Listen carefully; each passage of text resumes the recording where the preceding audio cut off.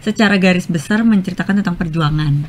Tapi memang yang dikemas lewat sosok seorang ibu bernama Sartika, perempuan kuat yang dia mau memperjuangkan hidupnya lebih baik untuk orang tersayang, yaitu anaknya nih si Bayu. Tapi menurut aku ini sebenarnya in general relate ke siapapun yang berjuang dalam hidup.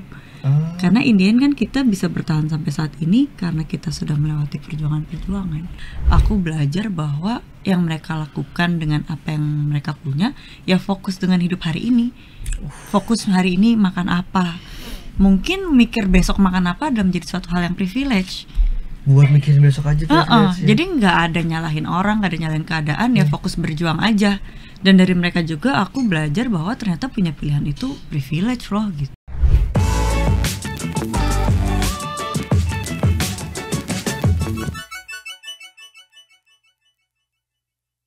Halo Tribuners, balik lagi di konten Sparing Seleb bersama gue Bayu Indra Permana. Dan di depan gue udah ada Karsa Taufan dan Syakil Fauzi. Halo.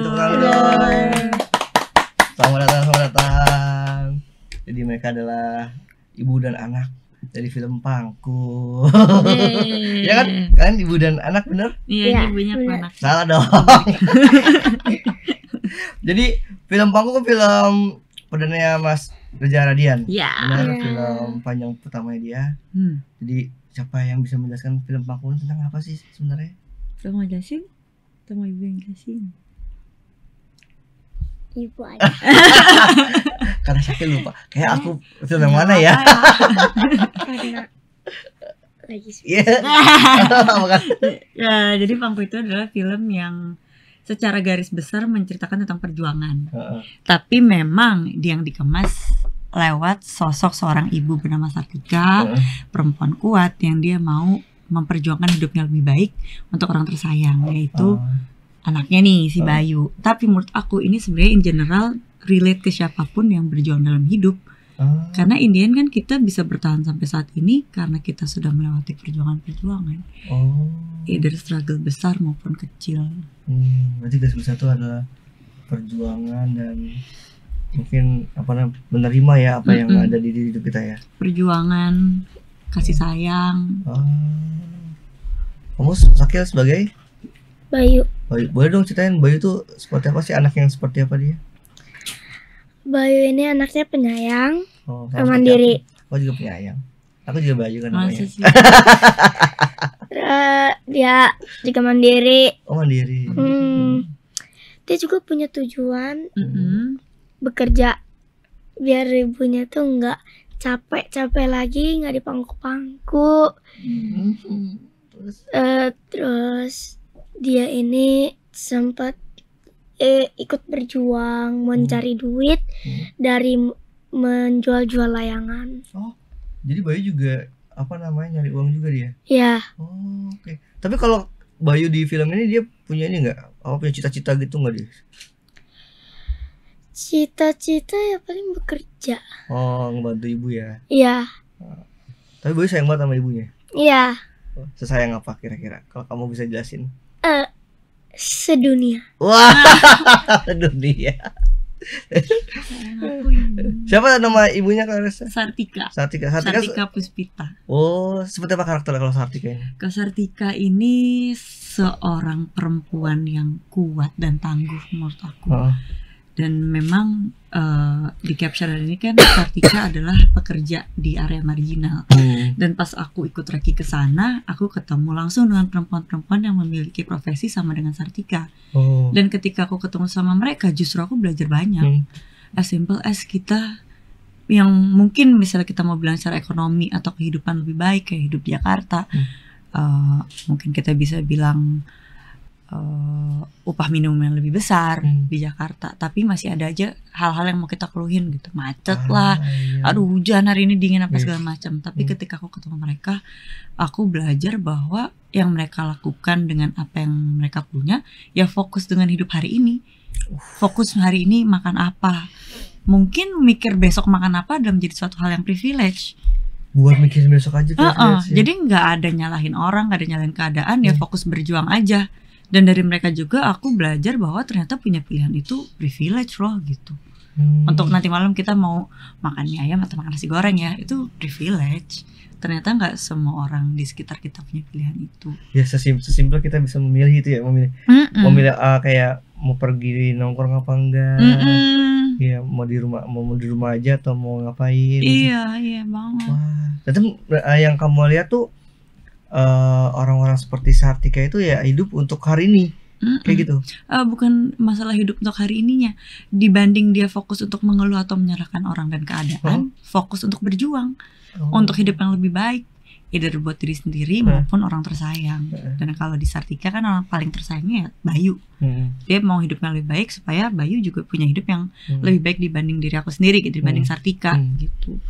Dan di situ juga aku belajar Sartika ini kan kalau bisa dibilang dia punya background story yang heavy. Background story yang kompleks lah, dan kehidupannya jauh dari kata mudah, tapi dia nggak mengeluh. Dia daripada dia ngeluh ke orang-orang di sekitarnya, dia fokus gimana ya caranya gue bisa bikin anak gue punya kehidupan yang lebih baik dari gue. Dan itu juga bikin aku sadar mungkin di sekitar kita nih, di ruangan ini juga ada yang dailynya fun aja, bro apa segala macam, tapi kita nggak tahu tadi pagi ada kejadian apa, atau we don't know what's behind their mind. Jadi belajar lebih compassionate sih daripada kita judgy ke orang lain. Nah, si Sartika ini apakah dari awal dia udah di film ini ya, apakah dia sudah berprofesi seperti apa sih sebutannya? Garis pangku ya? Garis pangku. Itu atau mungkin di pertengahan film atau di beberapa awal baru dia mencoba profesi itu. Kalau Sartika ini kan dibuka dari dia sebagai perempuan hamil besar yang ya mencari tempat, mencari peruntungan supaya bisa hidup lebih baik gitu. Dan yang tadi aku bilang nggak semua orang punya pilihan. Ya kan mungkin Bayu deh, kamu punya pilihan mau kerja di sini atau nanti sore ada nge-MC kali ya, atau besok mending liputan aja kali ya, nggak nge-host di sini. Tapi ya ternyata untuk Sartika ya dia hidupnya penuh dengan struggle, dan pilihan itu bukan hal yang jadi miliknya dia gitu. Gak ada pilihan lain. Hidupnya penuh dengan ketidakpastian, tidak punya pilihan, dan ya yang ada itu dijalani. And in the end it's just another profession. Hubungan Sartika sama Bayu gimana sih? Seperti apa? Apakah Sartika adalah sosok ibu yang cukup keras atau cukup jutek ke Bayu kah, atau seperti apa? Gimana? Ibu Sartika jutek nggak sama Bayu? Enggak. Tukang marah-marah nggak Ibu Sartika? Enggak. Kita dari awal reading udah bonding. Ibu Sartika apa Claresta? Bu Sartika dulu deh. Kalau Ibu Sartika gimana? Di filmnya? Kalau di filmnya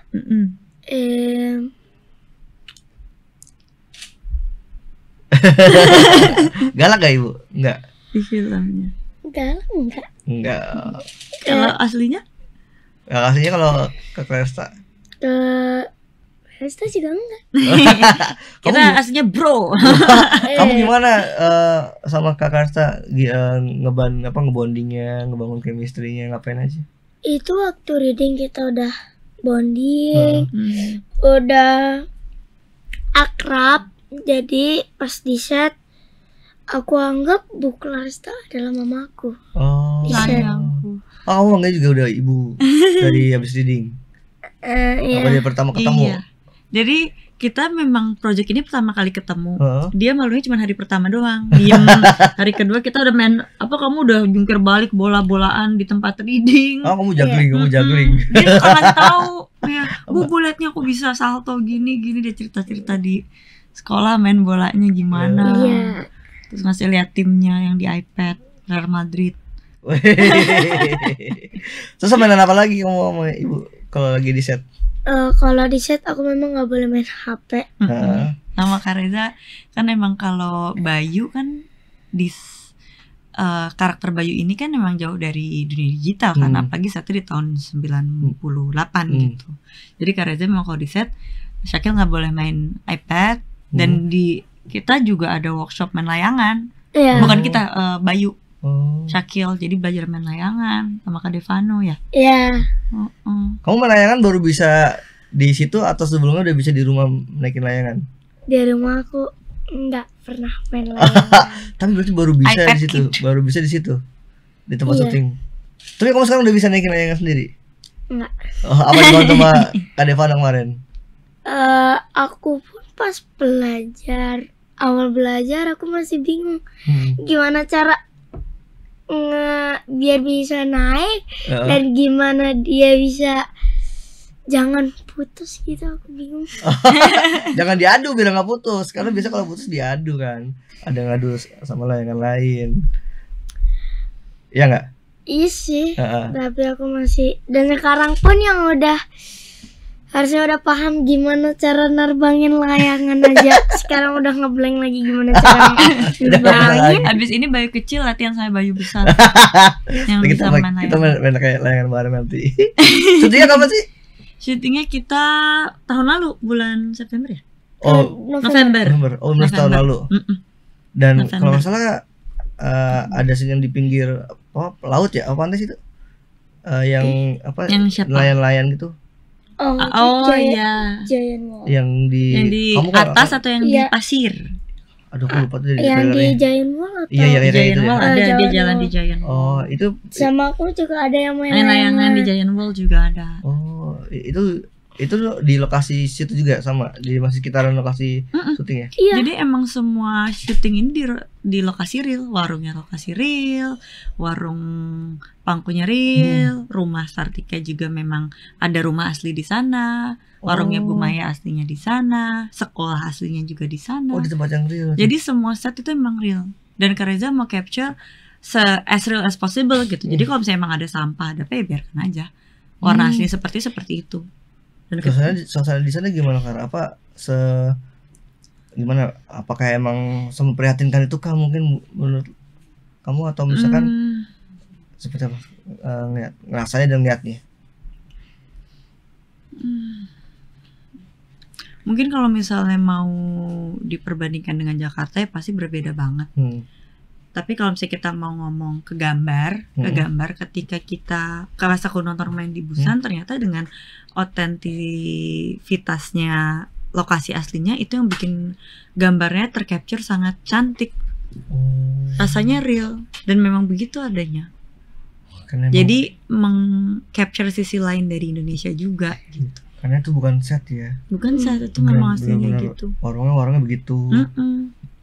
Oke. Dan kamu ketika diajakin project ini, pertama yang bikin kamu tertarik tuh si karakternya atau bermain di project dengan Mas Reza?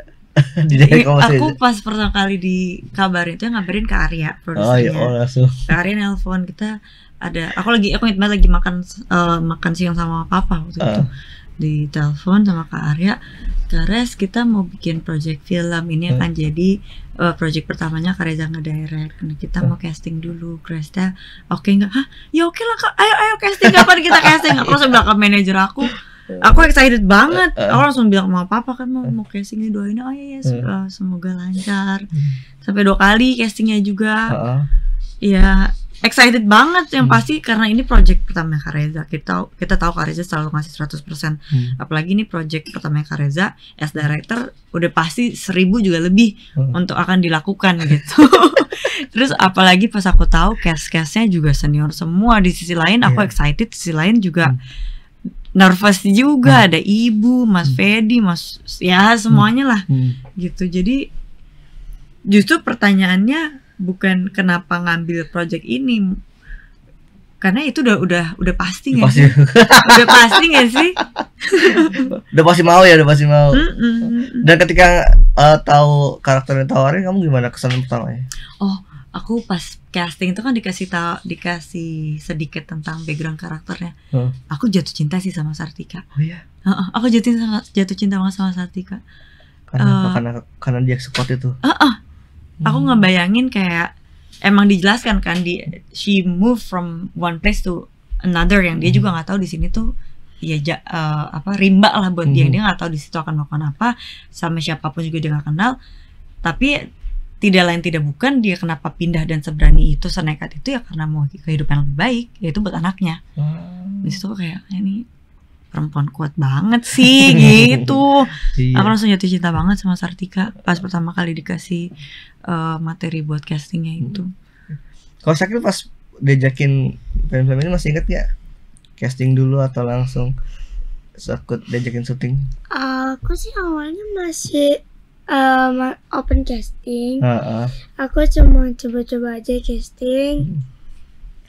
Awalnya aku cuma casting, aku totalitas bukan yang kayak totalitasnya tuh kayak beneran dilakukan atau di naturalin, tapi pas itu aku langsung di-cut lagi, aku disuruh ulang. Tapi aku terakhir ngulangnya. Terus. Nah, terus pas aku dibisikin sutradaranya Om Reza, aku kayak senang banget dan aku semangat banget. Dan itu langsung aku totalitasnya beneran natural. Setiap casting kayak gitu aku udah prepare baju yang agak melar dikit. Iya. Tapi pas di sutradarin sama Mas Reza gimana rasanya? Sesenang apa kamu? Seneng banget lah. Gimana senang? Bisa disutradarain sama Om Reza. Om Reza juga orangnya detail. Ya, dia juga orangnya tegas. Di sana no HP memang. Iya. Ya, disiplin juga no telat-telat. Kamu berarti selama syuting nggak main HP? Enggak. Boleh main HP di hotel. Di hotel. Kalau udah selesai syuting. Iya. Kalau di lokasi nggak boleh. Di lokasi nggak boleh sama sekali. Bosan nggak? Sebenarnya di sana nggak bosan karena banyak yang ngajak aku bercanda, ngajak aku main tebak-tebakan.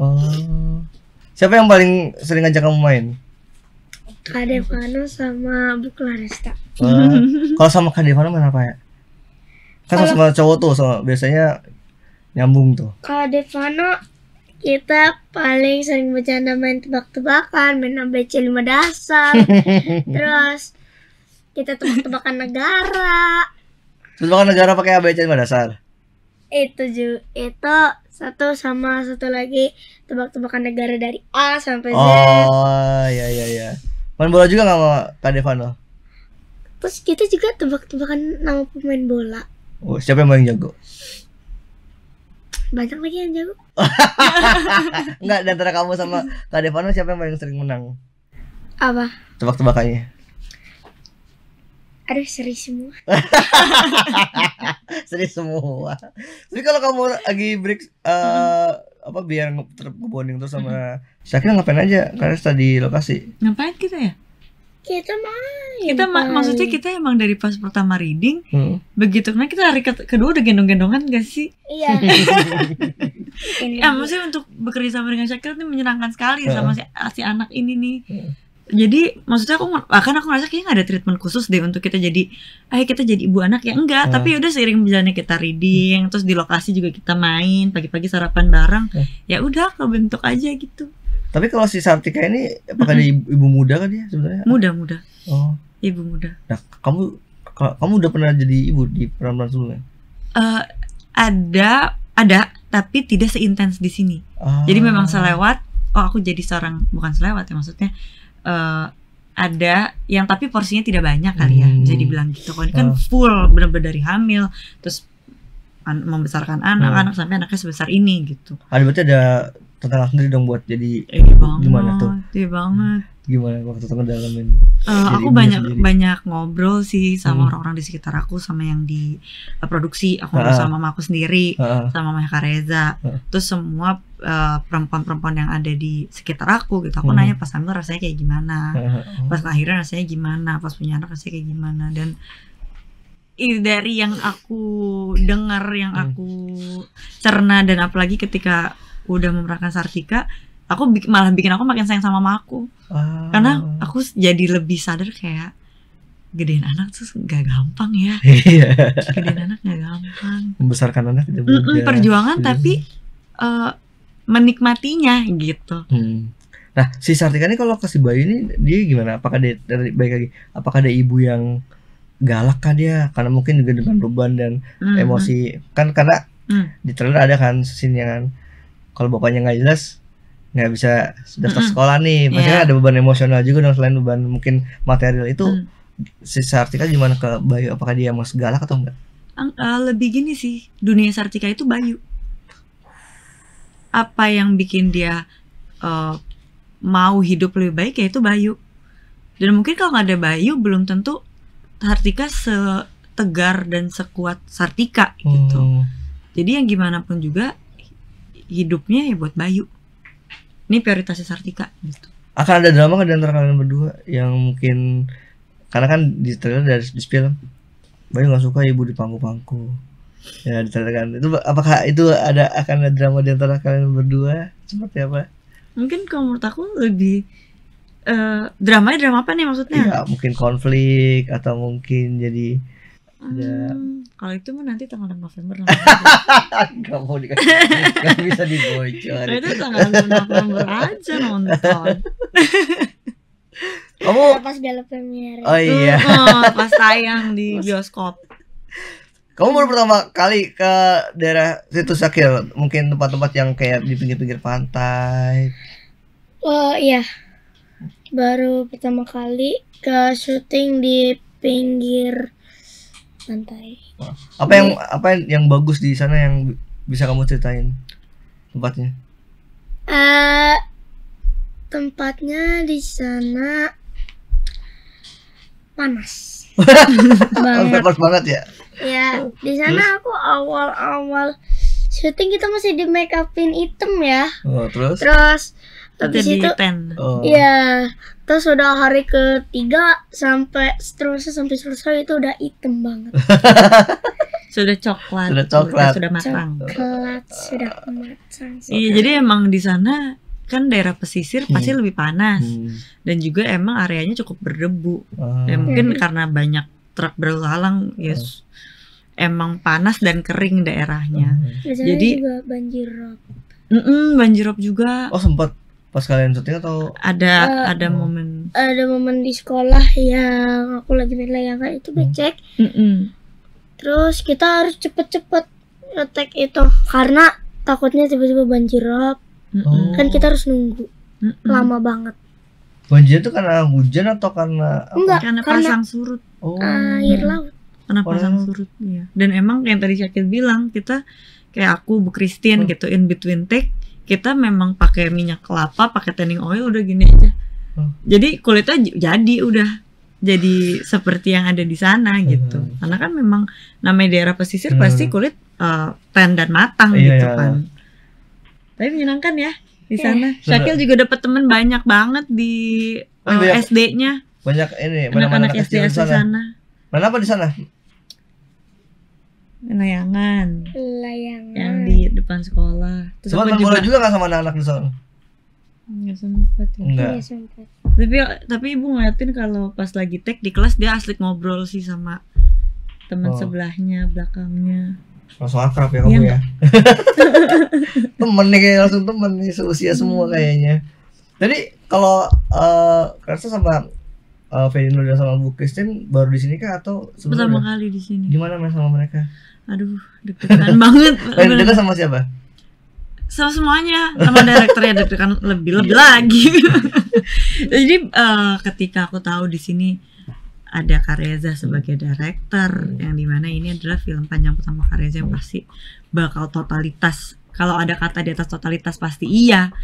Ada Ibu Christine yang dimana ngefansnya bukan dari aku aja tapi dari mamaku juga ngefans gitu. Aku bilang ngefans yang berketurunan gitu ke ibu.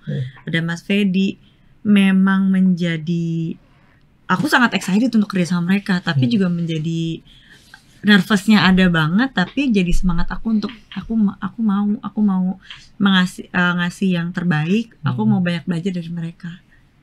Dan yang aku rasakan adalah mereka sangat suportif, kasih banyak banget masukan, bukan cuma soal acting tapi soal kehidupan juga. Aku belajar banyak banget sih di project ini.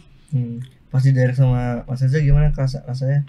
Apakah gimana rasanya direct sama aktor yang udah kawakan, terus kemudian dia duduk di kursi sutradara, rasanya seperti apa? Dengan pengalaman Kak Reza yang udah syuting sebagai aktor selama 20 tahun itu gak bisa dibohongin sih. Kak Reza itu sangat detail. Dari awal reading dia tahu aimingnya kita kemana. Dan tegas banget. Jadi apalagi di project ini aku merasa semua departemen itu mengerjakannya tuh dengan sepenuh hati karena mau berkarya. Dan karya sebagai director sangat berhasil untuk menjadi nakoda yang baik sehingga kita jalannya mulus banget lah. Ketika di set kita udah tahu mau ngapain. Ada detail apa yang mungkin bisa di-sharing selama kamu syuting yang di ke Sartika pertama? Apa?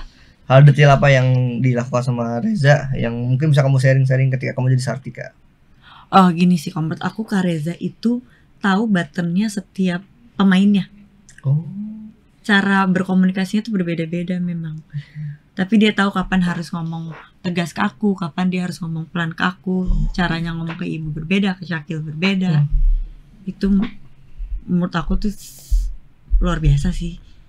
Berarti dia caranya beda-beda prosesnya beda-beda berarti ya penempatannya. Tapi sangat detail, bukan cuma dari ceritanya tapi per karakternya itu detail banget Kak Reza.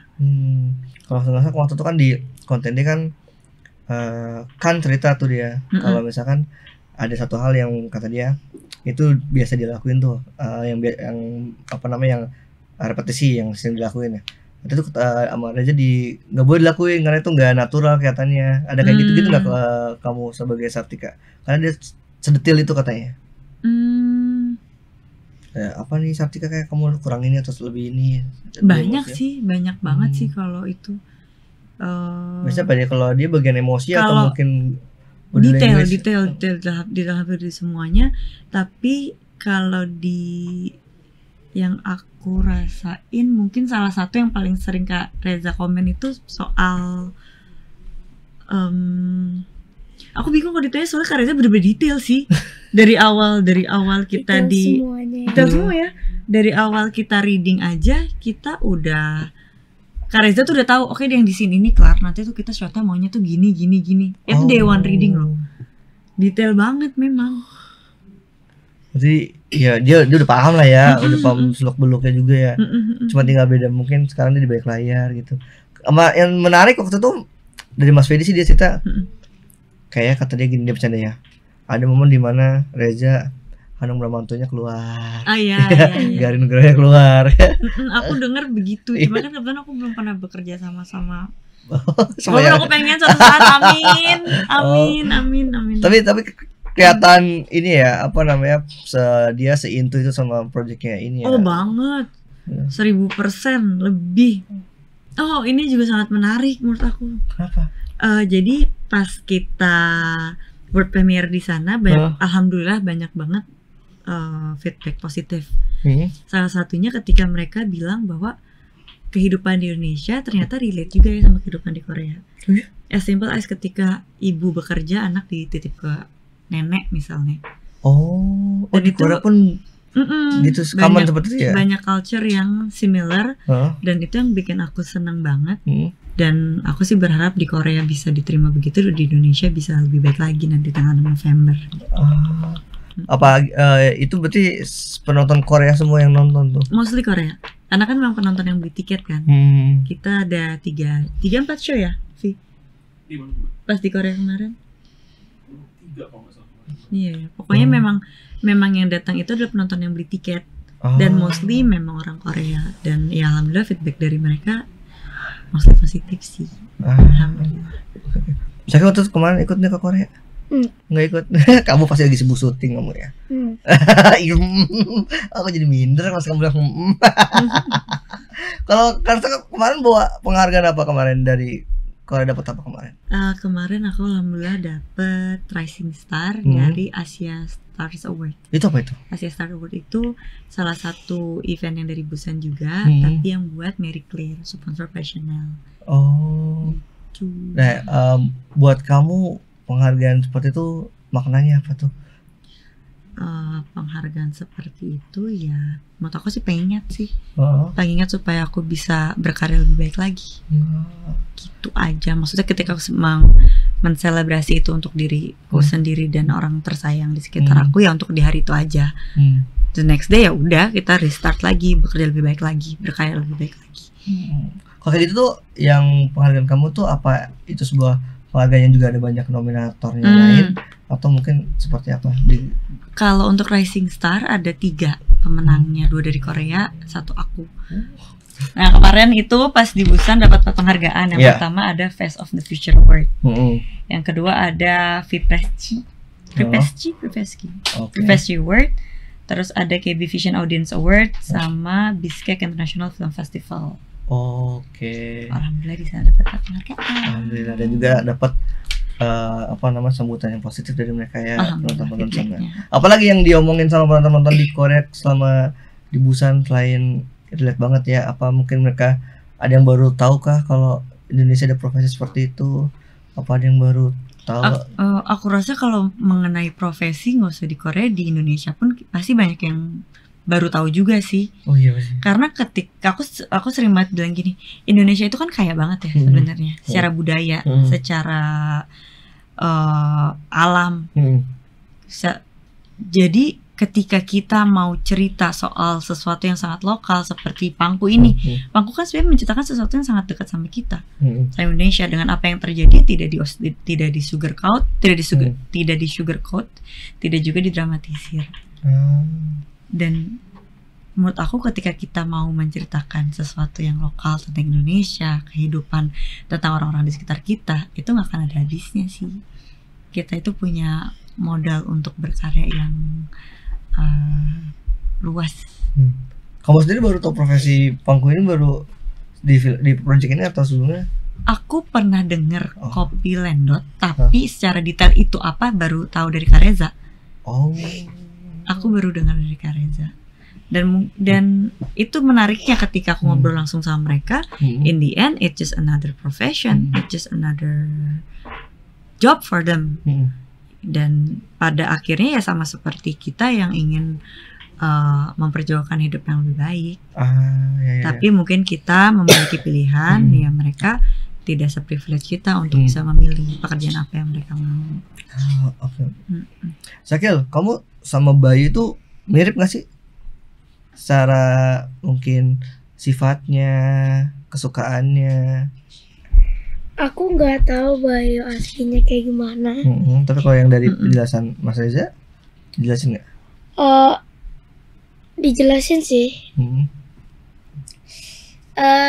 Bayu ini yang dijelasin sama Mas Reza paling Bayu ini ya kayak main layangan, nggak punya bapak gimana. Terus penyayang sama ibu kayak gimana. Udah gitu doang sih yang dijelasin sama Om Reza yang harus kamu lakukan kayak gimana. Tapi Bayu pendiam nggak? Atau dia justru cerewet? Bayu ya, aduh bingung nih. Apakah dia akrab itu, senang berteman sama Bayu? Memang dia senang berteman karena dia pas lagi main di sekolah itu Bayu memang udah akrab, padahal yang aslinya harusnya pada baru sekolah dia. Jadi mungkin kan kalau di cerita Pangku, Bayu kan di capture-nya memang satu anak kecil yang di lingkungan dewasa sebenarnya. Jadi memang temannya Bayu satu-satunya Gilang yang diperankan oleh Devano. Tapi kita bisa lihat keakrabannya Bayu dengan teman-temannya once dia masuk ke sekolah. Dia punya teman, dia main layangan. Dan menurut aku sih Bayu dan Syakil ada kesamaan di situ, supel gitu. Mudah berteman. Mudah berteman ya. Sayang sama mama. Sayang kan sama mama. Sama kayak sayang sama ibu juga. Kamu ada adegan nangis-nangis nih kamu sama ibu? Nah itu tanggal November aja kali. Nanya ke Syakil. Om Bayu ditutupin sama ibu. Kalau Gilang tuh dia sebenarnya siapa di filmnya? Apa dia? Gilang anak ibu Kristen kah atau siapa dia? Nah Gilang itu temannya Bayu. Gilang itu temannya Bayu. Salah satu orang di sekitarnya lingkungannya Sartika dengan profesi lain lah gitu. Yang akhirnya dia menjadi salah satu sahabatnya Bayu, bukan salah satu, menjadi sahabatnya Bayu, teman terdekatnya Bayu. Jadi Sartika lebih capek di emosi atau di fisik lah? Kayaknya di psikologi sih, lebih ke perasaan. Oh iya. Dalam itu emang ya? Dalamnya atau mungkin ngerasain? Iya lagi. Apa yang dirasain selama memerankan si Sartika nih? Lebih ke empati atau lebih ke? Empati pasti. Lebih ke compassionate-nya gede banget. Dan ya tadi aku bilang, ketika kita mungkin Claresta asli ketika di posisi itu bisa marah mungkin ya, bisa, nggak usah Claresta asli deh gini, maksudnya ketika orang-orang di sekitar kita berada di posisi Sartika bisa banget menyalahkan keadaan, menyalahkan orang lain, bisa banget meledak, bisa banget marah, tapi Sartika nggak ada waktu buat nyalain keadaan, nggak ada waktu buat nyalain orang lain, nggak ada waktu buat mengeluh. Ya udah deh, yang apa dia punya udah kesampingin dulu, yang penting gue bisa hidup hari ini, bisa hidup besok, yang penting anak gue hidupnya lebih baik, yang penting anak gue bisa sekolah. itu termasuk cukup sedih sih ngedengarnya. Yang penting aku bisa sekolah. Nanti kamu hidupnya nggak kayak Sartika, nggak kayak aku. Gitu. Oke, jadi film ini kapan tayangnya? Film ini akan tayang tanggal 6 November di bioskop. Oke, sekarang ini deh closing statement dari Claresta sama dari Syakil. Nanti pas filmnya tayang, kalau dari Syakil, kira-kira filmnya nanti akan semenyenangkan apa atau seseru apa sih menurut Syakil? Nek kebayang aja lagi.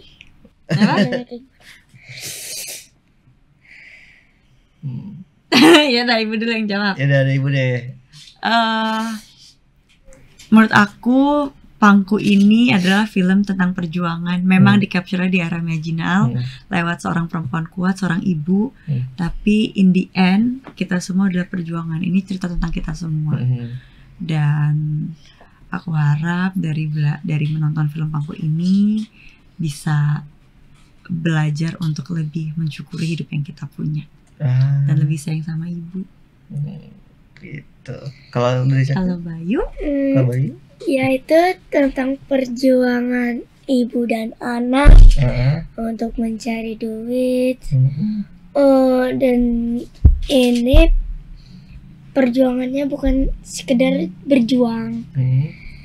Berjuangnya ada kayak lebih untuk bisa melakukan apa aja, untuk bisa melakukan sekolah, untuk bisa makan, untuk bisa beli mainan untuk Bayu. Terus juga ini habis nonton film ini pasti kita akan lebih sayang ke orang tua. Oh iya. Terus kita lebih bersyukur apa yang kita punya. Benar. Gitu ya. Jadi bikin kita ingat kalau kita tuh juga harus sayang sama ibu. Ya, ibu yang udah membesari kita, ibu yang udah berjuang untuk demi kita. Iya, benar-benar jadi banyak bersyukur ya. Iya. Kamu jadi makin sayang sama ibu kamu. Iya. Paling sayang dah. Aku juga mikir-mikir di film ini, sebenarnya ibu itu sebenarnya ternyata pekerja keras loh. Bukan cuma pekerja keras yang untuk berjuang untuk anak bisa makan, tapi untuk bisa sekolah, untuk bisa anaknya sukses. Jadi kan pekerja keras gitu kan. Iya. Kamu pinter banget sih. malah aku yang ngedeg-deg sendiri denger, aduh merinding. Jadi itu dia teman-teman Tribuners, Jangan lupa buat nonton film Pangku tanggal 6 November di bioskop. 6 November 2005 di bioskop. Nontonnya di bioskop, nonton aja, jangan direkam-rekam, di spoiler adegannya. Kalau mau disupport bisa difoto tiketnya, bisa difoto posternya, atau foto sama mereka nanti ketika mereka cinema visit gitu. Jadi jangan direkam, jangan di spoiler, jangan dibajak. Thank you udah nonton konten Paling Seleb. Jangan lupa buat nonton terus konten-konten tribunnews.com lainnya, dan sampai jumpa, bye-bye. Bye-bye. Download Tribun X sekarang, menghadirkan lokal menjadi Indonesia.